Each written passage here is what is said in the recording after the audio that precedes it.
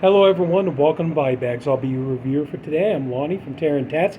And yeah, sorry about the bad 5 o'clock shadow. I've been on vacation from work this week, and you know how it is. Sometimes, you go on vacation, you tend to go a little feral. But yeah, back at work tomorrow, or today now, rather. But anyway, enough of that. We're going to do a movie review. Now, this week, the theme week is, nightmare, kind of like movies with nightmare logic and things. And it took me a couple of minutes to figure out which movie I was going to do. And then I remembered a really good movie. Sorry, I don't remember the year that it came out. But I remember this movie because it's very much steeped in like dreams and dream logic and things like this. And the movie that I'm talking about is Twixt, written and directed by Francis Ford Coppola, starring Val Kilmer, Bruce Dern, and Elle.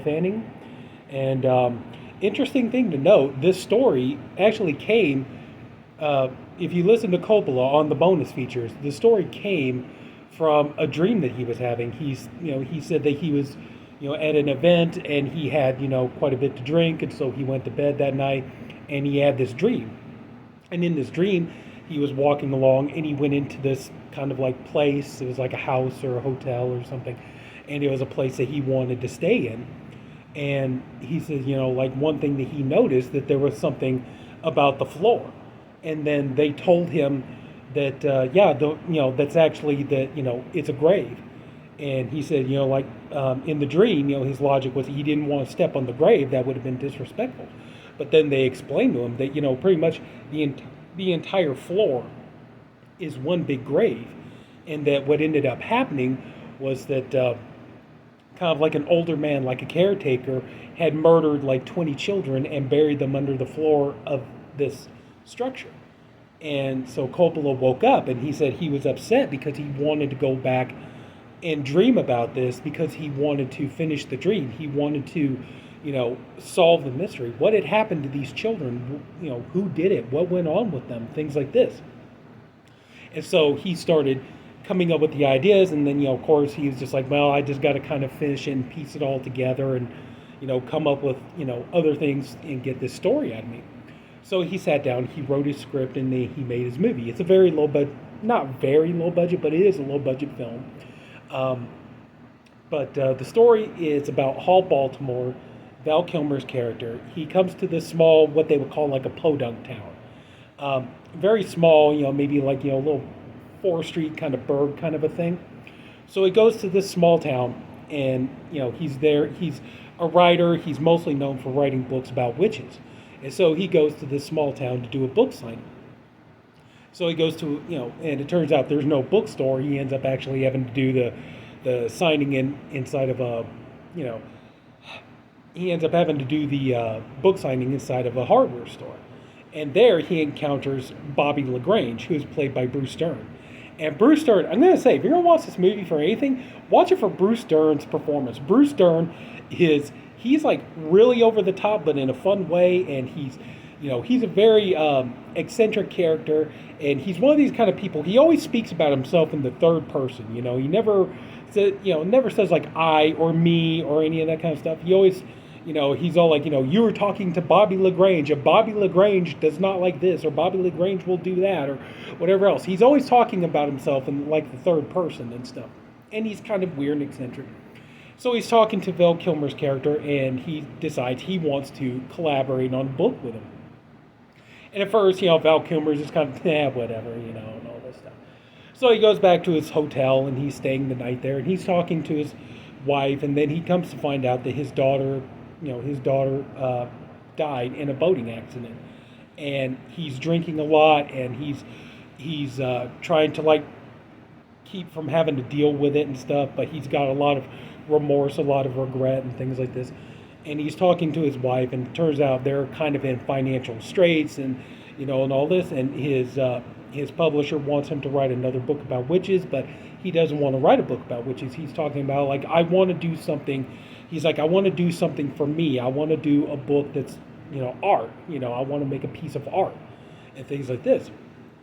So, he goes to dream, and then he has the dream that, like what Coppola had talked about, about going in And the thing, I'll get to that in a minute. But anyway, he goes into this old hotel, and it turns out this old hotel, uh, Edgar Allan Poe had stayed there at one point, and it turns out that Hall, he considers, um, Edgar Allan Poe as something of an idol. He considers Edgar Allan Poe as like, just a genius and the best there is, and he very much has love and respect for Edgar Allan Poe and his work and everything else. So he wakes up, and then and he finds out about the children being murdered and stuff, but he wakes up, and now he's really intrigued by this. And so he starts like asking around. It turns out that there's like this group of like, I guess, goth kids or whatever. Sorry. I hope I could get through this without coughing. Guess not. So anyway, there's these group of kids that are hanging out down by this small lake. Or, it turns out they're all, goth and emo and stuff like this.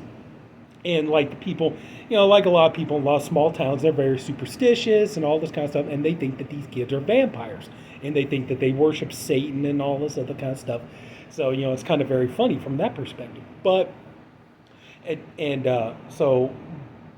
Bruce Dern shows Val Kilmer's character that there was this girl that was murdered, and that she had a stake through her heart. And they said, yes, oh, it's those crazy kids, they did it, and all this other kind of stuff. Because they're vampires and all this kind of stuff. And so, but anyway, so Hall decides he wants to keep looking into this, and it's like this is inspiring him, and even though his wife is like not very happy with the idea that because the thing is like his publisher wants him to just write another book about witches, get the money so they can continue to live, so they don't lose their home or anything else. But Hall is very much he wants to create something. He really wants to do a real what he would consider like a real work of art. So anyway, so he goes back into dreaming and stuff like this, and every time he dreams, he's more and more events unfold themselves, and he's at one point Edgar Allan Poe comes into the story, and Ben Chapman, I believe, played Edgar Allan Poe in the film, and so he starts like trying to unsolve. That's not even a word, is it? He's trying to solve this mystery, but he's trying to get Edgar Allan Poe to help him to unravel this mystery and everything else, and then so many other elements enter into it, and then it all ends up being about who ends up being the killer and things like this. But at the same time, Hall really does have to hurry up and get his book, and he talks to his publisher, played by David Paymer, and he's telling him, it's like, I want to take a break from the witch book, but I want to do this, I want to write a book, it's possibly about vampires and things like this. And so he's like, but it's like, I need a little bit of an advance and all this stuff. And so he's like, I'll give you $10,000, but, this better be a good book. It better have meat on the bone and all this kind of stuff, get to work on it. So anyway, he's dreaming and everything else. And also in the dream, he meets this girl, Virginia, played by Elle Fanning here, who, I gotta be honest, so like, I don't know what it is. There are certain things about some sister acts that, like, they really get on, like, Elle Fanning I like her. She seems, like, she always seems personable and stuff like that. I never have a problem with Elle Fanning, in her acting and stuff. Never have a problem with her. Dakota Fanning, I don't know. That girl always gets on my nerves. I don't know what it is, but it's just, oh my God. Every time I see Dakota Fanning, and no matter what it is, it's like she just always gets under my skin, But Elle Fanning, I have no problems with. I have the same problem with, like, the Mara sisters. It's like Kate Mara. Like, I like Kate Mara. I've seen her in she's done some good stuff. I've seen her like on American Horror Story and stuff like this, Urban Legends, Bloody Mary. I've seen her in some other things. She's actually a really good, decent actress. Rooney Mara, I can't stand. Okay, I'm sorry, but it's just like, I watched like the, and Glenn, Jason, this is nothing against you guys or anything like that. I mean, I know you guys talked about, you guys both like Nightmare on Elm Street, the remake and stuff, but it's just like, when I hear about like Rooney Mara, like, when you see her performance in the movie and then you come to find out she never even tried. She admits she hated the gig, she didn't want to do it and all this other kind of stuff. That's like, she didn't even try, to try to give a good performance. I mean, even like Heather Langenkamp, when she did the original, it's like, granted, she wasn't really too psyched about doing a horror film, but she was just happy to get a job, and she was like, okay, it's like, maybe it's not the kind of movie I wanted to make, but this could lead to better things, so just get in there and give it your all. So it's just, anyway, I got way off tangent. Let's get back to the movie review. But anyway, so, yeah. So as the story unfolds, it turns out that, maybe there is something to do with vampires here. And it seems like Virginia, Elle Fanning's character, might have escaped basically this religious zealot who is talking about, he's taking care of these kids, but he wants to pretty much do like a Jonestown on these kids, to kill them all, to keep them from, to keep them from sin and to keep them innocent and all this other kind of stuff. And then she runs away and she joins this group, and turns out she becomes a vampire. But anyway, so I'm not going to talk too much more about this, but I would definitely recommend this movie. I really do. This is very much a very underrated film. Coppola does a really good job. But the thing is, what you're going to learn about this movie is very much, it's not super bloody, it's not super gory. What this movie is very much a love letter to classic Gothic, horror literature. This is very much a love letter to Edgar Allan Poe. It's very much a love letter to like Nathaniel Hawthorne or Bram Stoker, things like this. You're going to see a lot of it in this movie. And one thing also, too, you got to remember is that, anyway,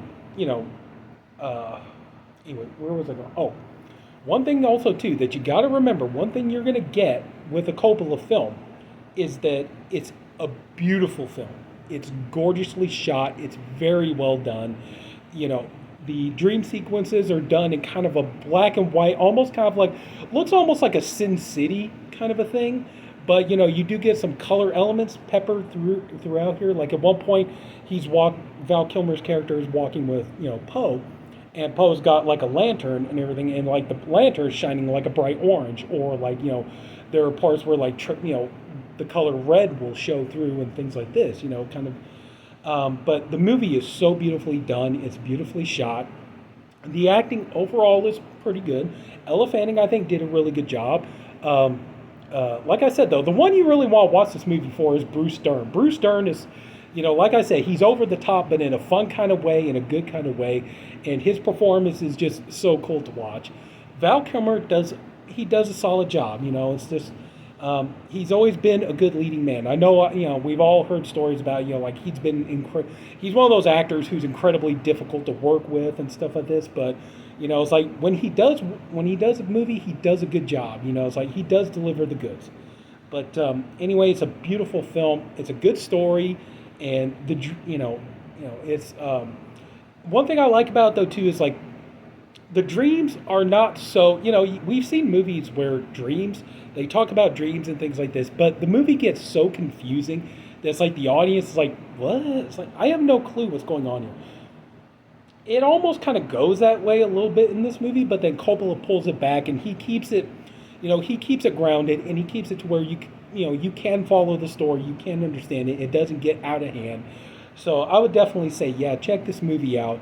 Another thing, is like, one thing is like I'm not really surprised that Coppola put this in the movie, but if you've ever watched any documentaries about the making of Coppola's films, if you watch any like documentaries about the making of the Godfather films, or even like his earlier films, like Dementia 13, and it's like the movie, what was it, Bloodbath, that started off, he directed it, and then Coppola wasn't happy with what he did, so then he brought in Jack Hill, and then Jack Hill added to it, and then Jack Hill delivered the movie, and then this woman who worked for Corman, she decided she wanted to be a director, so she took it and she added more to it. So basically, by the time Corman got the movie, he could have made 3 different versions of this movie, But anyway, one thing that Coppola has always dealt with, pretty much throughout his entire movie making career, is being a filmmaker who wants to be an artist, who wants to create his own stories, tell his own tales, get his opinion out there, get his thoughts out, get his art out there for everybody to see. And, like the document, you've seen him go through this on things like, the Godfather movies, Apocalypse Now, things like that. So this is something he's always been dealing with throughout his entire filmmaking career. And so, when you see the fact that, Hall's character is all about, I want to, do something for me. I want to create my own story. I want to get my own art out there. I want to get my voice out there and things like this. You could tell Coppola is pretty much like, mining from his own personal experiences as a writer, filmmaker, creator, things like this. So, but anyway, though, yeah, I think this is a really underrated film. It is very much a love letter to Gothic classic horror. I definitely recommend it. I would say, yeah, check it out if you get a chance. It's really a good film and beautifully shot, great effects, everything else. I'm sorry, it's not a gore fest. You're not going to get tons of blood and gore and stuff, but, there are some fun moments in it. So I would definitely say Twixt, check it out. So that's it. So if anybody took the time to watch this, I thank you for doing it, and I appreciate you for doing it. I also hope you enjoyed this video. If you did, please leave a like. If you haven't already, go ahead and subscribe to the BodyBags channel. There's a different reviewer, one for every day of the week. I am the Saturday reviewer. We have a great bunch of guys. Everybody's all doing really good stuff, and we got more fun theme weeks coming and everything else. Label weeks, year weeks, all this other kind of fun stuff. So, yeah. So anyway, that's it, everybody. Take care. Have a good night, and I'll see you later.